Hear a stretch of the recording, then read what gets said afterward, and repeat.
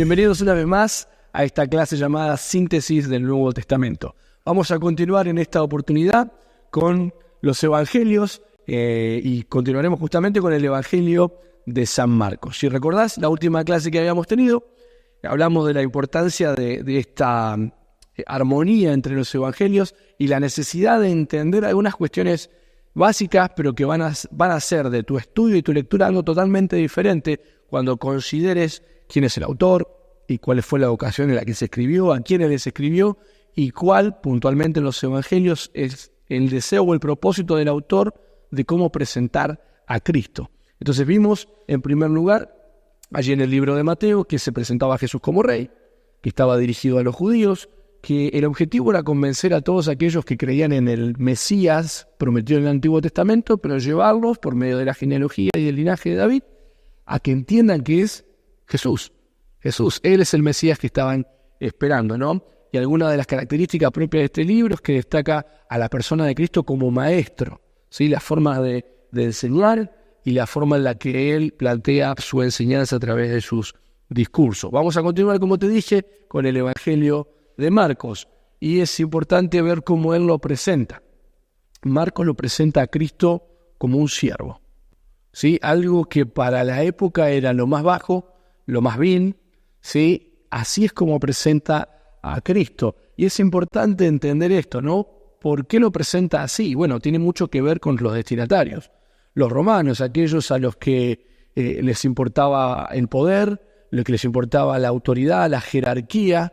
¿Por qué les presenta a Cristo como un siervo? Bueno, justamente para cambiar todos sus conceptos acerca de quién es el ser humano, de quiénes son ellos, de quién es Dios y de la relación que Dios quiere tener con ellos, ¿no? Por eso lo presenta de esta forma, quizás a sus ojos poco atractiva, pero que es lo que ellos necesitan comprender acerca de Jesús, ¿sí? Quiere mostrar a Cristo omnipotente, ¿sí? Y que Él vino para servir. Y justamente vamos a ver que este es el pasaje clave o el versículo clave para entender todo lo que el autor quiere transmitir a través de este evangelio. Y una de las características propias es que él destaca la acción de Cristo como siervo, ¿no? Siempre lo ves a Jesús sirviendo a las personas, siempre lo ves a Jesús de una forma activa, ¿sí? Queriendo llegar a cada una de las personas. Y las cosas que también se destacan son sus milagros y sus actividades propias. Entonces vamos a meternos en este libro de lleno. Bueno, importante destacar que este cuadro te va a servir para tu estudio personal, pero sin duda te va a servir para el examen, así que anda memorizándolo, anda familiarizándote con él porque te va a ayudar para el día del examen. Muy bien, como te dije, vamos a meternos un poquito en cuál es el tema. Él destaca al siervo de Dios en acción. Vas a ver que continuamente lo ves a Jesús en movimiento y vamos a ver que justamente las palabras clave, me estoy adelantando un poquito, sí tienen que ver o resaltan esa continua dinámica de Jesús como siervo. Te lo mencioné anteriormente, Marcos 10:45 es el versículo clave para entender este evangelio y dice allí: porque el Hijo del Hombre no vino para ser servido, sino para servir y dar su vida en rescate por muchos. En un simple versículo se destaca y se resalta el corazón del escritor y el corazón de este evangelio, ¿no? El Hijo de Dios, el siervo de Dios en acción. Vamos a ver algunas cuestiones con respecto al autor, Marcos. ¿Quién es Marcos? ¿Sí? Bueno, vamos a ver que si bien ninguno de los evangelios presenta al autor, tenemos que ir a las fuentes, ¿no? Extrabíblicas y puntualmente a los padres, como llamamos los padres de la iglesia, que fueron aquella segunda generación de cristianos que tuvieron la aposta de continuar no solo con la misión, sino con la transmisión de toda esa verdad oral que habían recibido, ¿no? Entonces podés ver cómo Papías, Ireneo, Clemente de Alejandría, Orígenes y Jerónimo atribuyen este evangelio a Juan Marcos. Vamos a ver justamente que después aparece como Marcos o Juan Marcos. Allí es mencionado en Hechos capítulo 12, versículo 2, por el sobrenombre Marcos, dice textualmente la palabra, ¿no? Y él fue conocido por estos dos nombres también, como Juan Marcos o como Marcos. Y es importante entender que es la misma persona. en el mencionado, mira, como Juan Marcos 3 veces, es 2 veces designado como Juan y 5 veces como Marcos. Es todo aquel, es la misma persona. Qué importante es que vos, ahí teniendo las referencias, que por amor al tiempo no vamos a ir, puedas contratarlo por vos mismo. Algunas cuestiones más acerca de Juan Marcos, ¿sí? Él vivía en Jerusalén y era hijo de una viuda que también vivía allí. Y lo que se cree es que la madre de Juan Marcos tenía una posición bien, diríamos, en la sociedad, una mujer rica, porque se toma su casa como un punto de referencia, ¿no? Allí en Hechos capítulo 12 vemos que muchos de los miembros se asistían a ese lugar, y tener una casa grande en aquel entonces hablaba de, bueno, hoy también, de su posición y de sus posesiones también, ¿no? Él es conocido también por ser el sobrino de Bernabé, aquel que acompañó a Pablo en sus primeros viajes. Y recordás que en la Biblia nos deja registro que allí ellos tuvieron un altercado que, finalmente llevaría a que ellos se separen. Pero es interesante ver que no arranca de esa forma. Sí, allí en Colosenses 4:10 podemos ver que ellos parten desde Jerusalén, van hacia Antioquía de Siria, que se convertiría luego en una base para la misión. Sí, ellos continuamente están volviendo a Antioquía y desde ahí vuelven a retomar los viajes, de ahí van a Jerusalén.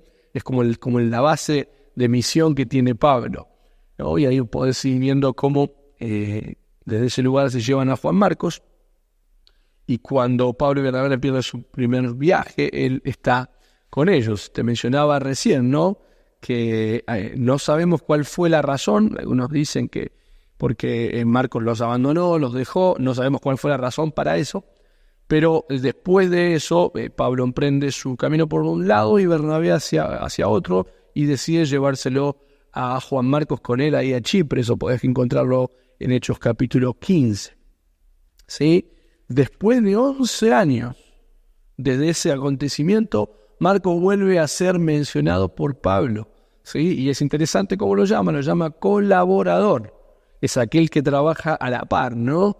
Y así es como lo reconoce Pablo después de este altercado que probablemente había generado un malestar entre ellos. La razón no la desconocemos, pero muy interesante pensar que cuando vos y yo no estamos de acuerdo en lo mismo, eso no quiere decir que Dios no pueda usar, porque sin duda Dios usó a Bernabé y usó a Marcos en su viaje también. Quizás no tenemos un registro de lo que aconteció allí, pero probablemente nos encontremos en el cielo con mucha de esa gente que fue alcanzada por este ministerio. Y no sabemos dónde terminó la influencia de ese ministerio. Quizás mucho de lo que vemos hoy probablemente no solo haya sido por la influencia de Pablo, sino por la de Bernabé junto con Juan Marcos en toda aquella zona. Y eso se puede ver allí, como dice la placa en Filemón. Pablo escribe a la iglesia, a la iglesia de Colosas, en los colosenses, y él les envía saludos de parte de Marcos. O sea que ya está con él y ya están teniendo una unidad, ¿no? Si vamos al Antiguo Testamento y recordamos esas palabras de amor, ¿no? Andarán juntos si no estuvieran de acuerdo. Evidentemente no. Evidentemente en esta situación ya se habían reconciliado, habían limado las asperezas, habían quitado las diferencias y ya están sirviendo nuevamente juntos, ¿no? Y luego de que Pablo es liberado de su encarcelamiento, Marcos se queda allí en Roma, y es en ese momento donde él conoce a Pedro. Muy interesante esto, vamos a verlo después en el Evangelio de Lucas. Lucas está ligado estrechamente a Pablo, ¿sí? Vamos a ver que es quien escribe varias de sus cartas, quien toma registro, quien lo está acompañando continuamente. Pero Marcos, ¿sí?, la tradición oral, fuera del texto bíblico, nos deja en claro. Y de hecho, si venís de la Iglesia Católica, esto es algo que tiene mucha fuerza dentro del pensamiento católico, ¿no? Que Marcos era muy cercano a Pedro y había sido influenciado directamente por él. Eso lo podemos ver allí en 1 Pedro capítulo 5, versículo 13, ¿no? Y finalmente Pablo allí en 2 de Timoteo menciona a Marcos como alguien útil para el ministerio. Qué linda lección pensar que más allá de las cosas que hayan pasado en el pasado, cuando el pecado se remueve, cuando los conflictos son solucionados, entender que podemos seguir siendo útiles para el Señor y poder volver a trabajar juntos, ¿no?, en aquellas cosas que que no afectan lo basal o lo fundamental. Qué bueno es ver este ejemplo que quizás muchas veces pasamos desapercibido, ¿no? Pablo quitó las diferencias con Juan Marcos y él dice, mándamelo, envíenmelo porque él es útil. Yo ya serví con él, yo sé lo bueno que es, yo sé el potencial que tiene. Sí tuvimos diferencias, pero ya lo solucionamos. No nos quedamos en el pasado, miramos hacia adelante y vamos juntos hacia lo que Dios tiene. Acerca de la fecha, bueno, ahí hay una discrepancia entre dos posiciones, ¿no? Algunos dicen que fue entre el año 55 y 60, esto por parte de Dios, y otros hablan que fue después de la muerte de Pedro, ¿no? Ya en el año 65 y 66 aproximadamente, ¿no? Tenemos una fecha fija, ¿sí? Pero algunos creen que es durante el ministerio de Pedro y otro es después de la muerte de Pedro que Marcos escribe este evangelio. ¿Cuál es el periodo histórico que abarca? Bueno, narra el ministerio público de Jesús hasta su resurrección. Con respecto a los destinatarios, con aquellos que van a recibir esta carta, bueno, él escribe a gentiles, pero en especial, como veíamos en el cuadro de Armonía de los Evangelios, al ciudadano romano, aquel que tiene una filosofía muy impregnada, muy fuerte, y es esta la forma que Dios le muestra a Marcos en la que tiene que presentar a Cristo, ¿no? Fíjate, no menciona ni el nacimiento ni la genealogía de Jesús. Y claro, si él presenta a un siervo, mira qué pregunta interesante esta que te planteo acá, ¿no? ¿A quién le importa o en aquel entonces el nacimiento o la genealogía de un siervo? Porque no generaban un impacto en la sociedad, porque no eran reconocidos como gente influyente o como gente referente. Entonces ellos ni siquiera se importaban por esas cosas. Acordate que los siervos eran adquiridos como esclavos, eran comprados, no preguntaban de dónde venían, ni qué decía, ni qué podía hacer, ni si sabía idiomas o no. Eran prácticamente elegidos por su aspecto físico, por la fuerza que podían hacer y por el trabajo que ellos necesitaban cumplir. Entonces, ¿a quién le importa, según un romano o la filosofía romana, de dónde viene un siervo? ¿Sí? Usa muchas palabras en el texto original latinizadas. No te olvides que el latín era el idioma universal del Imperio Romano. Entonces vas viendo que lo que Marcos quiere transmitirle son esas verdades tan impactantes, espirituales, trascendentales, ¿sí? A su forma, no diluyendo el mensaje, sino llevándoselo a un plano que ellos lo puedan entender.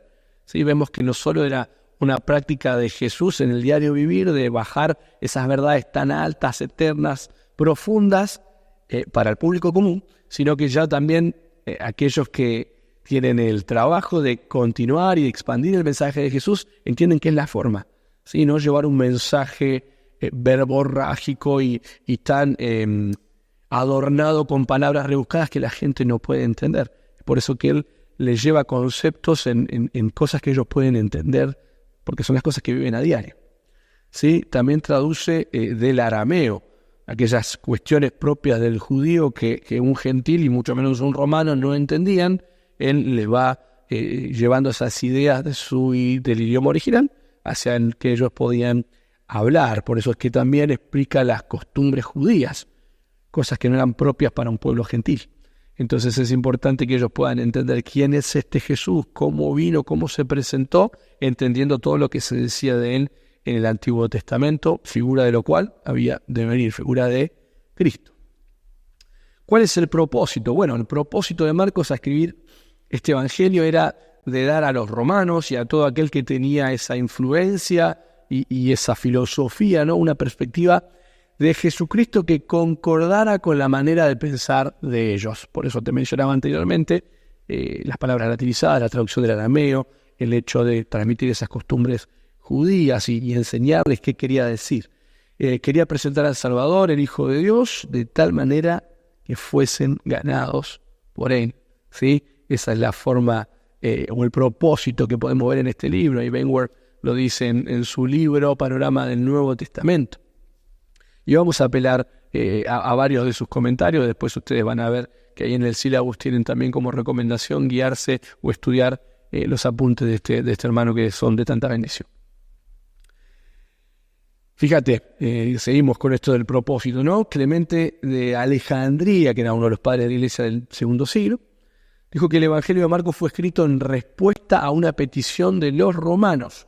Ellos se sintieron tan movidos por la predicación oral del Evangelio, la vida y el ministerio de Cristo, que lo querían por escrito para poder regresar ahí una y otra vez. Esto lo escribe Scrooge en su libro, ¿no? Una guía a los evangelios. Ahí tienen la referencia, que si podés y tenés acceso a ese libro, también sería bueno que puedas chequearlo. Vamos a ver cómo dividimos este libro en bosquejo. Este bosquejo sugerido ustedes también lo van a recibir en PDF, ahí con los apuntes de la materia. Podemos ver entonces en primer lugar la introducción del siervo en su labor. Va del capítulo 1, del versículo 1 al 13. Ahí es presentado por Juan, bautizado por Juan y tentado por Satanás. Sí, es el registro que tenemos en el capítulo 1. Interesante, ¿no? Que la preparación del siervo, la introducción, quiere ser obstruida por el enemigo. Y lecciones prácticas en cuanto a esto, ¿no? Cada vez que veas la bendición del Señor en tu vida, cada vez que veas que las cosas comienzan a avanzar, tengamos cuidado, no bajemos la guardia, como solemos decir, porque Satanás, como león rugiente, anda alrededor buscando a quien devorar. Él quería desacreditar a Cristo ya ahí en el inicio de su ministerio. Y gloria a Dios por nuestro Salvador, que nos ha dejado ese ejemplo tan precioso de cómo vencer la tentación, ¿no? Ahí lo vamos a ver luego en el Evangelio de Lucas, ¿no? 3 veces él dice, escrito está, y nos da a nosotros la fórmula, las herramientas para vencer la tentación que fue. La importancia de estar ligados a la palabra de Dios. En segundo lugar, vemos el siervo ya llevando a cabo su labor, ¿no? Desde el capítulo 1 prácticamente, gran parte de este Evangelio hasta el capítulo 11, vemos a Jesús en acción, el siervo de Dios en acción, moviéndose, ¿no? en lo físico, sanando personas.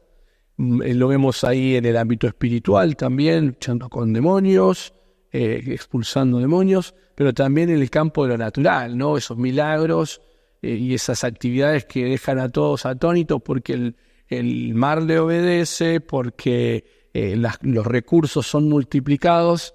Ahí vemos al siervo obrando en todo su poder y en toda su expresión, mostrando quién era él y justamente, ¿no? Justificando que él es el Hijo de Dios desde sus acciones, desde su servicio, mostrando que el mensaje que tiene para dar es un mensaje que él vino. Acordate el versículo clave, Marcos 6, 10, 45. El Hijo del Hombre no vino para ser servido, sino para servir. Y eso es también manifestado con la cruz. Él vino a servir al pecador, a vos, a mí, a usted y a mí, y su mayor sacrificio, su mayor servicio fue morir por cada uno de nosotros y, gloria a Dios, resucitar para nuestra justificación. Continuamos entonces. La tercera parte de este bosquejo, ¿no? Vemos al siervo concluyendo su labor. Y qué importante es esto también. Muchas veces vos y yo, hago un paréntesis acá, ¿no? Arrancamos con todas las ganas, con todas las pilas, con toda la fuerza, y en el medio van sucediendo cosas que nos llevan a esta palabra que se puso de moda, ¿no? La procrastinación o la postergación, y muchas veces no terminamos aquello que empezamos. Qué bueno ver en Cristo un ejemplo de que Él siempre termina lo que comienza. Vamos a ir a Filipenses más adelante, y allí dice en el capítulo 1, versículo 6, que aquel que comenzó la buena obra la perfeccionará hasta el día de Jesucristo. Pero tiene que ser un distintivo para nosotros como siervos también. Si empezamos algo, procuremos terminarlo, porque así lo hizo Cristo y así nos ha dejado ejemplo para que sigamos sus pisadas. Podemos ver allí desde el capítulo 11, versículo 15, hasta el final del Evangelio, cómo Él concluye su labor, ¿no? Y podemos ver las distintas apariciones y concluyendo su razón de estar en los diferentes lugares, ¿no? En el templo, en el Monte de los Olivos y finalmente allí en Jerusalén. Algunos distintivos de este Evangelio tan particular, ¿no? Vemos que tiene un énfasis misionero. Capítulo o versículo clave, Marcos 10, 45. ¿Sí? Nos muestra la razón por la que Él vino. No puede ser que el Hijo de Dios que venga a compartir el Evangelio, que venga a traer palabra de Dios, que venga a formar y a informar al pueblo, no sea caracterizado por una vida de servicio. Entonces, qué bueno es entender esto, ¿no? Que si bien entendemos que el misionero es aquel que muchas veces cruza grandes espejos de agua para ir a lugares no alcanzados, pero entender que parte de nuestra labor misionera es servir donde estamos y mostrar justamente la actitud de un siervo. Este es un énfasis que se ve aquí en el libro o en el Evangelio de Marcos, ¿no? Nadie llama Señor a Jesucristo, ¿sí?, hasta antes o luego de la resurrección, mostrándonos que este es el impacto que generó Marcos y que Marcos quería transmitir a todos los lectores u oyentes de este Evangelio, ¿no? Jesús no reclama una posición, Jesús no demanda autoridad, Jesús tiene una autoridad propia por cómo vive. Y esto fue lo que generó el impacto en mucha de la gente de esa época. Recuerdan las palabras, no, Él no es como los fariseos, como los saduceos, como los de la alta alcurnia religiosa, que hablan muy bien, pero que no respaldan con su vida lo que predican. Y que fuerte para nosotros, ¿no? Que pueda ser nuestro testimonio en la base de nuestro ministerio. Porque es lo que sostiene todo. Que puedan ser nuestros hogares un reflejo de nuestro ministerio fuera de ellos. Y ese es un desafío para mí y espero que también lo sea para vos. El no reclamar autoridad, sino ganárnosla por medio de nuestro servicio. Más de 40 veces aparece esta palabra griega, ¿no? Euteos, que quiere decir inmediatamente o enseguida. Y te puedo asegurar, vos vas a diferentes comentaristas de este libro y todos recalcan este mismo énfasis, ¿no? Porque era la prestancia del siervo, era la obediencia inmediata lo que distinguía la calidad del siervo. No solo la eficacia en su servicio, sino que era algo inmediato. Entonces vos ves que inmediatamente Jesús hace esto, que enseguida Jesús hace aquello. Y va mostrando esa actitud de siervo que vos y yo tenemos que reflejar, ¿no? Muestran la obediencia al Padre, pero su servicio también hacia cada persona que era bendecida por lo que Jesús hacía. Y acá también un detalle interesante, ¿no?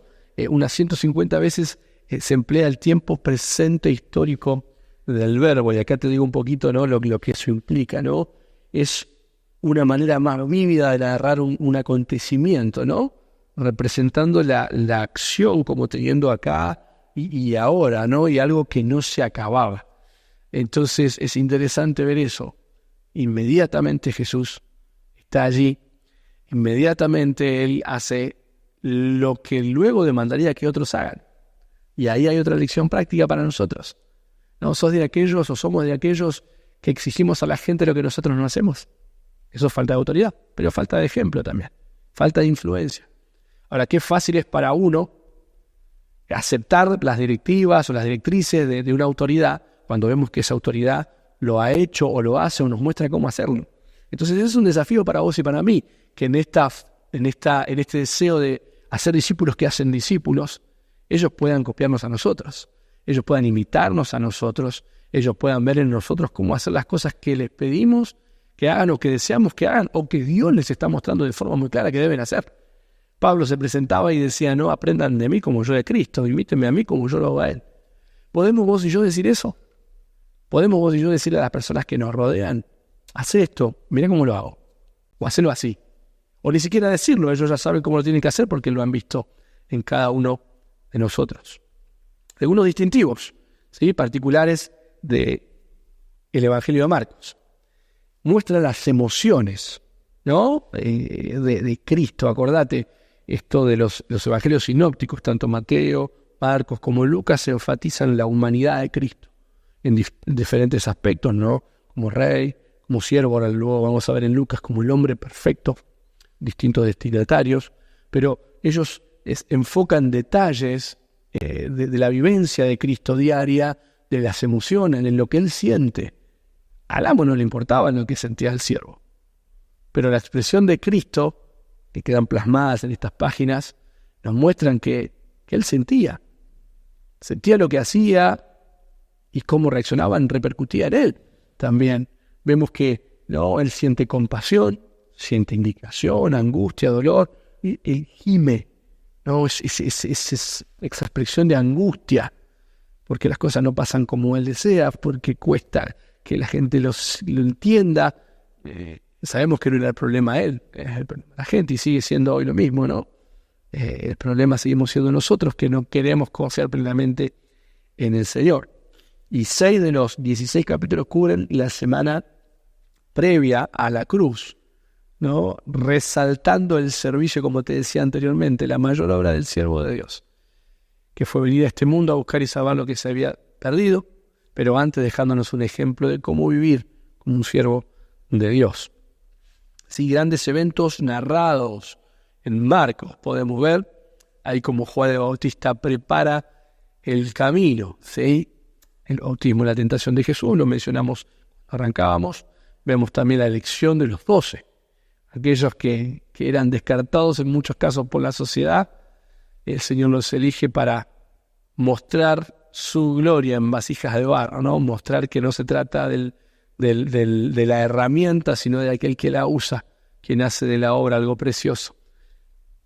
La alimentación de los 5.000, ¿no? Este milagro que ha quedado registrado y que a muchos nos sigue todavía llamando la atención, el poder de nuestro Señor y la manifestación de su gloria en formas prácticas. La transfiguración de Cristo, ¿sí? Vamos a ver la entrada triunfal, la última cena, el arresto, juicio y muerte de Jesús también son algunos de estos eventos narrados particularmente por Marcos, y obviamente, cómo no, la resurrección, la consumación de la obra del siervo, aquel que vino a servir y no a ser servido. Pero también no te olvides la segunda parte de este versículo en Marcos 10:45, y dar su vida en rescate por mucho. Así es, Jesús murió y resucitó para darnos justificación, para darnos salvación, pero también para recordarnos que como Él vivió, vos y yo también debemos vivir.